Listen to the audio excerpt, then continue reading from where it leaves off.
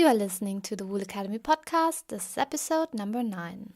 Hello and welcome. My name is Elisabeth van Delden, and once a week we talk to an industry expert from the wool industry supply chain from farm to fashion and beyond, delivering strategies and insights to be successful in wool and showcasing those beautiful stories wool has to tell. Today's episode is supported by the Wool Room. The Wool Room is dedicated to delivering you a better night's sleep. At thewoolroom.com, you can choose from a wide range of mattresses, mattress protectors, bedding and beds filled with British wool, ensuring that you stay cool and comfortable at night. Find out how wool can improve your sleep by visiting thewoolroom.com and claim your 10% discount with the promo code WOOLACADEMY. That is the promo code WOOLACADEMY written all in one word. Today's episode is one of a 2-part series. When I talked to Rob Langtry, he shared so much valuable information that it was enough to fill 2 episodes. So in episode 9 and episode 10, Rob Langtry shares his insights about communications and wool. When you listen to this episode, you will see that it is almost like a mini tutorial on how to develop your communication strategy for your own wool business or product. To make things easier, make sure you visit the show notes because that's where we captured most of the points that Rob mentions during the interview. We also want to apologize for the audio quality, as the audio connection between Germany and Australia wasn't the best during the recording. In case you missed something in this episode, there is a transcript available and you can access it by going to the show notes on elisabethvandelden.com/009. And now enjoy the first part of my interview with Rob Langtry. Today on the show we have Rob Langtry, and since my background is in communications, Rob has always been one of my personal superheroes of the wool industry. I had the pleasure of meeting Rob during my time at IWTO when he worked for 7 years as the Global Chief Strategy and Marketing Officer at the Australian Wool Innovation and Woolmark Company. What always amazed me is how much value Rob contributed to the wool industry through his strategic marketing campaigns. There are a few of his campaigns I want to mention in particular, where Rob showed great leadership in making these campaigns a success. These include the Woolmark Prize, the Campaign for Wool, which we talked about many times already on the show, and he and his team also launched Wool Week in 10 major retail markets successfully. Today, Rob has his own brand and communications consulting business under the name Consultants Council. And that is as much as I'm going to say about Rob, because the problem is when you are as experienced and successful as Rob, then your biography just becomes way too long. Well, Rob, what more can I say besides welcoming you to the Wool Academy podcast? And it is a great honor to have you on the show. How are you today? Very well, thank you, Elisabeth, and it's really great to talk to you. It's a bit of a glowing introduction, but it's a bit of fun, and I've really enjoyed working on many industries, but most of all in the wool industry.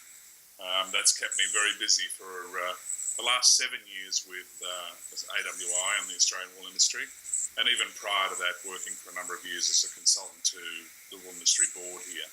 So my background is as you say. Business planning, strategic marketing, management consulting, and yes, I'm advising a number of clients. I'm especially excited because we will talk about my favorite topic, which besides wool is communications, and I think you will give our listeners a lot of value today.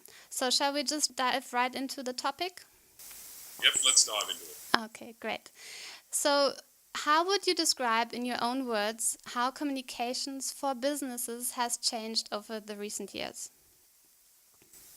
I think over the last 2 decades in particular, the business of communication has basically reinvented itself totally. What we've seen is that there's been a very traditional set of media that's been in consideration probably for 30 or 40 years. And by traditional, I mean TV, radio, print, outdoor, point of sale. All of that has now been put in a different context when we've seen the emergence of digital media, online, and most recently social media. That in itself has led to a really dramatic fragmentation of how you can reach an audience. When you're talking about a global product like wool, it's a really difficult challenge to identify what are the most cost-efficient ways of reaching the right audience. And for that reason, we've really had to redefine how the consumer now purchases. If you look at the use of media by consumers in the luxury and the high end of the fashion market, for example, it's quite common now that they'll combine online, offline, and in-store as different ways of looking at a product prior to, through, and after the purchase.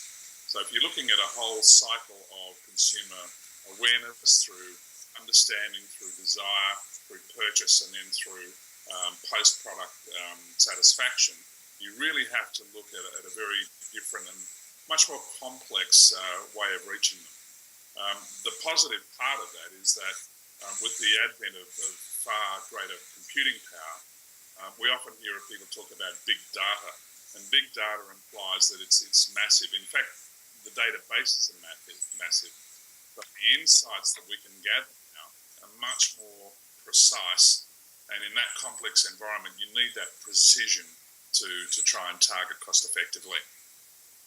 Yeah, what do you think? How well has the wool industry embraced all the possibilities that we have now with communications? I think it's interesting. When I started with wool, one of the things that I used to do quite a lot was we'd go out and talk to growers, and the first question we'd open a seminar or a discussion with was, tell me what business you're in. And 99% of them would say, oh, we're in the business of growing wool. My answer to that was, no, you're in the business of fashion apparel, and that caused a bit of consternation. But in reality, the wool industry was very slow to embrace the need to tell its story. Typically, it saw itself as a commodity producer without seeing the downside of that. And the downside was, if you're a commodity producer, you tend to be a price taker. Over the last, I suppose, 10 to 15 years in particular, we've seen that slowly change in some areas. The high fashion brands and the brands that sell in their own branded boutiques and in department stores have really rapidly accelerated their use of more digital media and today's communication opportunities more recently than not. There are some brilliant examples of how if you like, the consumer end, the retail end of the wool industry is using mass communication as it now exists and one-to-one marketing very well. What I would say is that if you look right down the supply chain backwards towards the grower, the way that the whole industry has embraced communication is quite fragmented. The closer you get to the origin of the fibre and its processing, the less likely you are to see proactive marketing going on in support of the fibre. As an example, AWI, the Woolmark industry Woolmark business, was fairly passive for about a decade before 2010. I still see a degree of passivity in marketing in early stage processors, spinners and weavers, even though they're talking to a business-to-business market. There hasn't been a rapid embrace, if you like, of digital media and of creating stories that can relate what each of these companies adds to either the end product that wool is produced into or indeed their own businesses. So I guess the short answer is it's been fairly fragmented. It's different in terms of the rate of adoption in different levels of the supply chain. But if you look at the consumer end of it and the brands, they have some of those brands are leading edge in terms of embracing digital and social media. Yes, and what also always amazed me during my time when I worked at IWTO is when we asked members what they thought needed improvement in the wool industry to be more successful, one of the topics that always came up was that wool industry members thought that there was a need for more promotion and communications. And I always wondered, because we do have these wonderful campaigns that Woolmark does and that the Campaign for Wool does and many other industry members, but still it was perceived as not being enough. So why do you think does the wool industry feel that it is not enough, and how could more promotion be done for wool and the wool industry? I think they feel it's not enough because what you really see is promotion at the very front end or the grower end of the business, which is the AWI and Walmart, and at the very sharp consumer end, which is retail.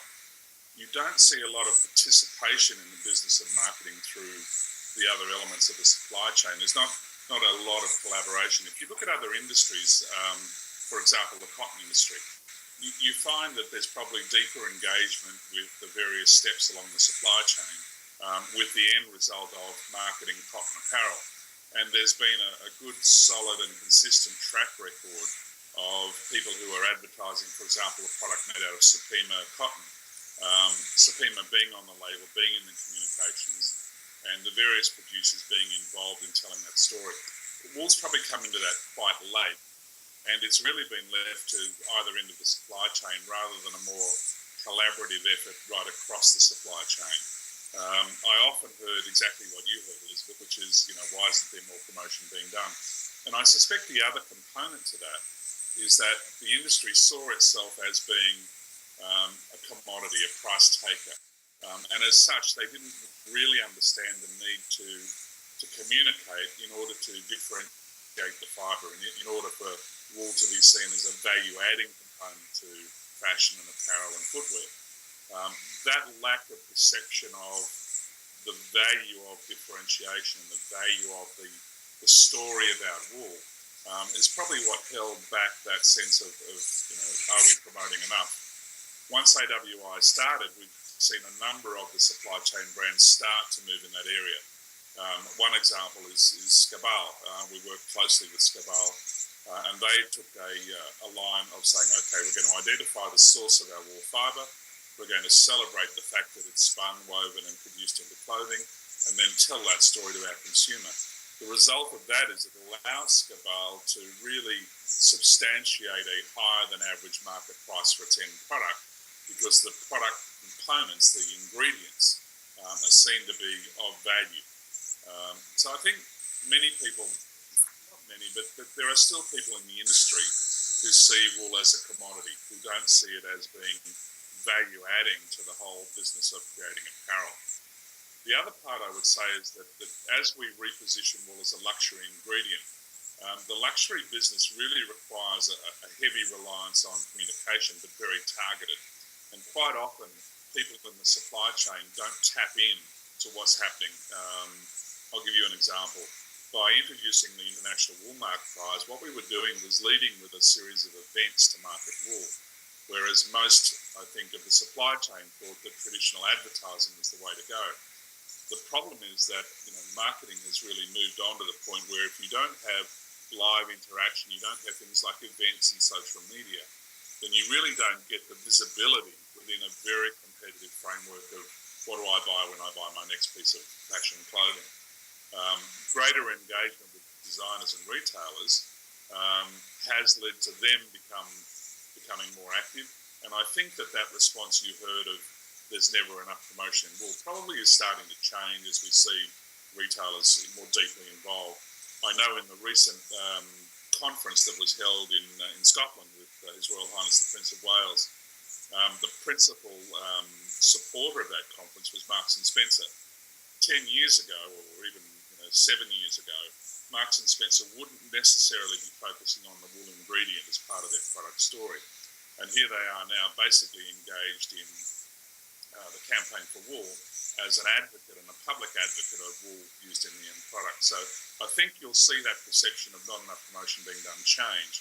But the bottom line is without stronger collaboration across the supply chain and greater engagement by all the parties involved, it's likely to be not as visible and perhaps not seen as sufficient in the face of competitive products that are out there, like, for example, cotton.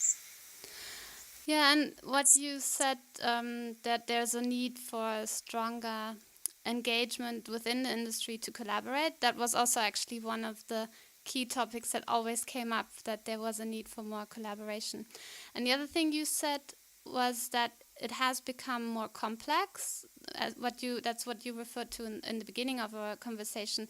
And as you know, many of the wool industry companies might recognize that they need to do more communications. However, they then often struggle with time or resources. And what recommendation do you have for these companies? What steps can they take to improve their communications? And where would be the right place to start with? Oh, that's a broad and a pretty compelling question. I would start by saying that marketing, I guess, used to be seen by the wool industry as a whole as the fluffy part of the business they do. That's not the case in the 21st century. Marketing is a core, all-engaging discipline that needs a whole-of-company approach. In saying that, yes, there are companies with limited resources, and I've worked with quite a number of those, even some of the more sophisticated spinners in the market that haven't really defined a marketing capability. For me, there's about 7 steps that I think any business should take. The first is what probably comes natural, which is to clearly define the business that the company's in. But unless that definition of the business includes where the consumer market, where the product ends up in consumer terms, it's likely that communication will take less of a focus. So step 1, define the business, do it in terms of not only the process and the industrial market, but the end product that it's going to contribute to.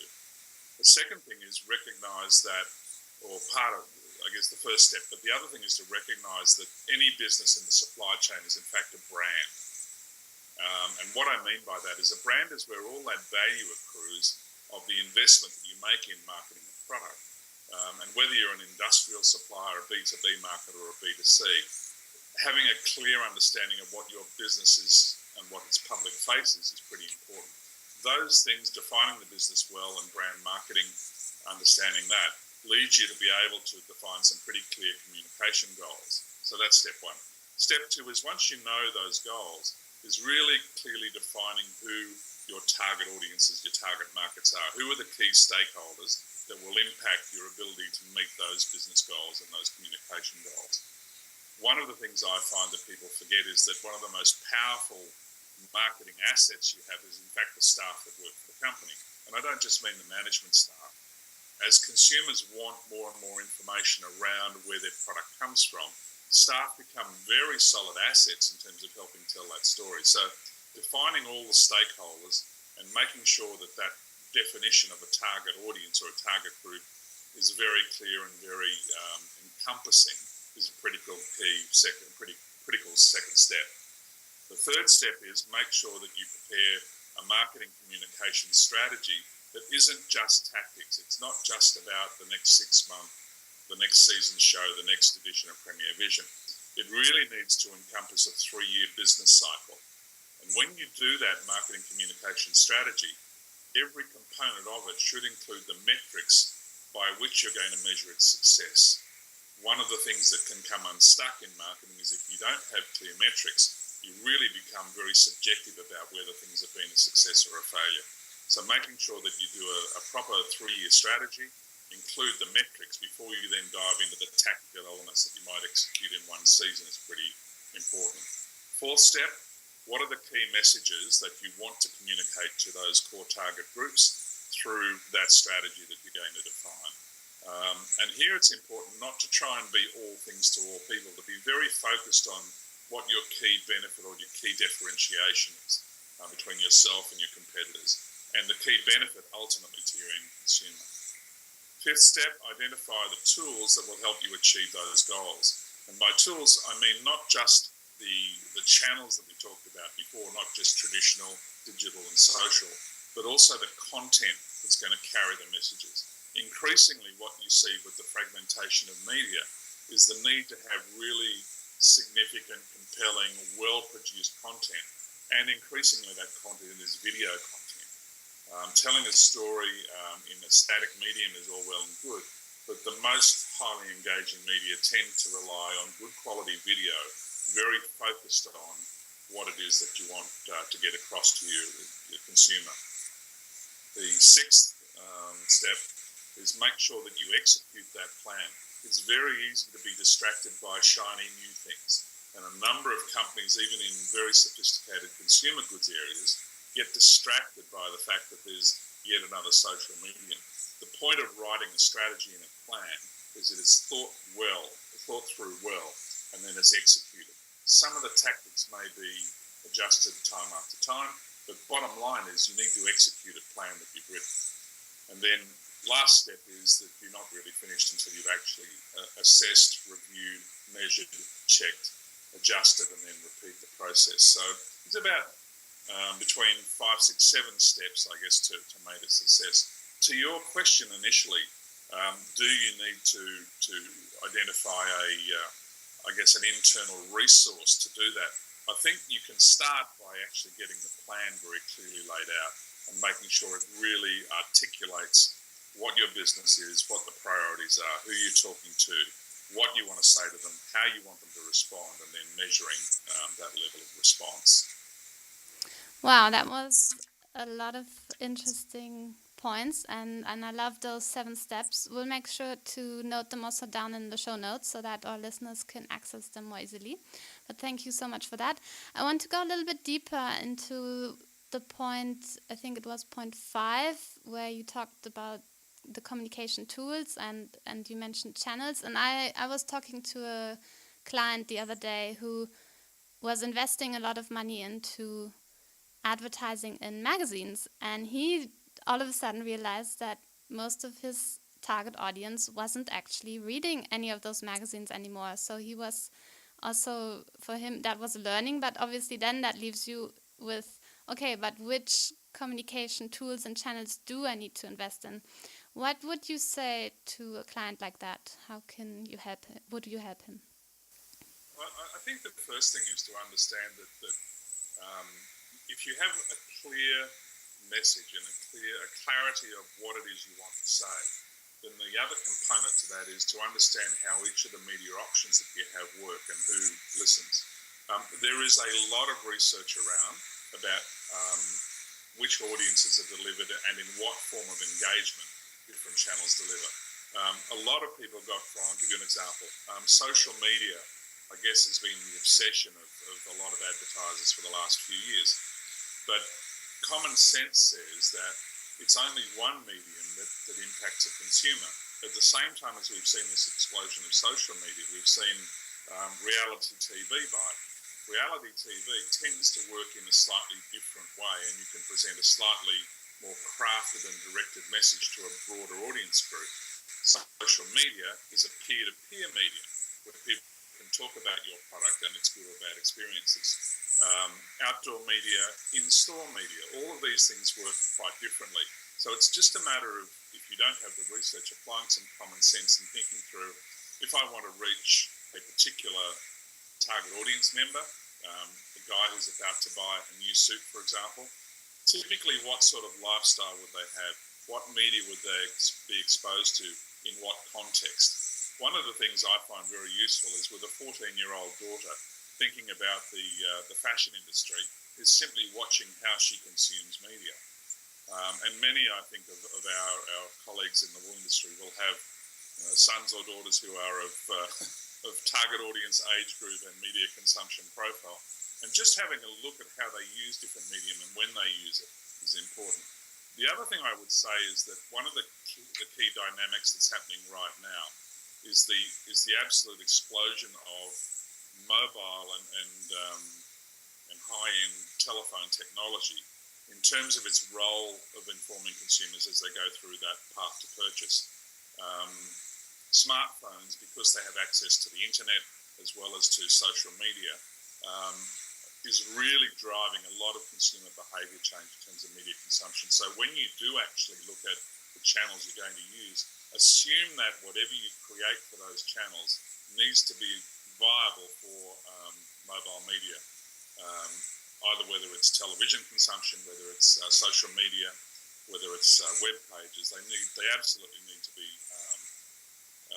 mobile phone friendly. But from my point of view, again, it goes back to strategy. If you're really clear on what it is you want to do, there's enough information around to identify how the different media options work. And it's matching those options to how you want to engage, whether you want to build brand awareness in a particular target audience, whether you want to actually get them to convert awareness to desire and transact with you on a mobile, on a website, for example. It's just being very clear about the strategy that you want to pursue. The other thing I would say is, and I made this point earlier, is when you're developing content that you want to push out in media, it's important to be focused. You can't be all things to all people. If you have a particular brand and a particular set of attributes you want to communicate, then don't be distracted by trying to tell different stories in different media. Tell the same story in the relevant format to each of the media. I'll give you an example. We started a program started by a very, very bright video producer, Ari, at AWI, called The Source. And The Source was about telling the story of wool growers from different areas of Australia and how they produce their merino wool. When we produced that content, we made it available in what we call snackable lengths, so 7 to 12 minutes. We made sure it worked on YouTube, on Vimeo, on our websites, and we tried to use that content in as many different ways as we could by planning up front how flexible the formats needed to be. And I think that's the case with any of the people that are thinking about marketing their product and advertising, communicating its benefits, is to make sure that whatever you produce gives you that flexibility to use each of the media in the appropriate way. Yeah, thanks for sharing all those examples. And I do also love the work that Ari did. So he did a wonderful job for the Woolmark company as well. I hope you enjoyed today's episode with Rob Langtry. And remember, this was only part 1 of the interview. And next week we will be launching the second part in episode number 10. Make sure you don't miss anything by visiting the show notes at elisabethvandelden.com/009. elisabethvandelden.com/009. That's also where you find the transcript of today's show. If you liked today's episode, may I suggest that you subscribe to our podcast so that you don't miss any of our weekly episodes. Also, let us know what you think of the show by leaving a comment in the comment section underneath each podcast episode on the website. Maybe you have a particular question that you would like us to ask or a suggestion for a guest for one of our upcoming episodes. Whatever it is, we would love to hear from you. Thank you and see you next week.